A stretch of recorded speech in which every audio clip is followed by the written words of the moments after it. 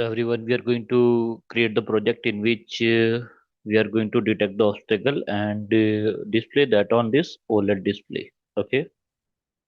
So how it we will do? So this sensor is going to sense the obstacles, and the output will be given to the T27, and the OLED display is going to receive the signals from D22 and D21 and display if there is any output or not.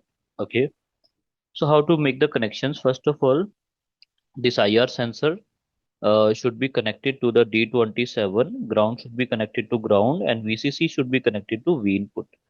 D21 should be connected to SCL, and D22 should be connected to SDA, and ground should be connected to the ground, and VCC 3.3 volt should be connected to the VCC. This is how it works basically.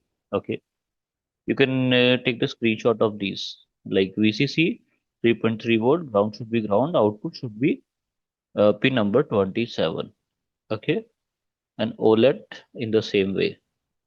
VCC 3.3 ground to ground, SDA to pin number 21 and SCL to pin number 22. Okay, and you need to install these libraries also. Okay, now let's go to the Arduino and put the program now. Okay, this is the program. Let me put this program in the Arduino and let's see how it works.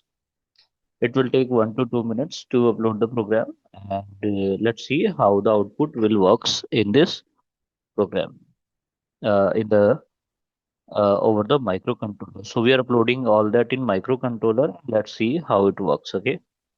So program is uploaded now, and serial monitor is detecting the output now.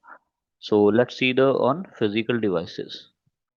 Hi everyone. So you can able to see that obstacle detection is working now. So if I put the hand over this IR sensor, so it can able to show the obstacle. That is means obstacle is detecting by this sensor, and it is displayed by on the OLED display. So you can also do the same. Have a nice day.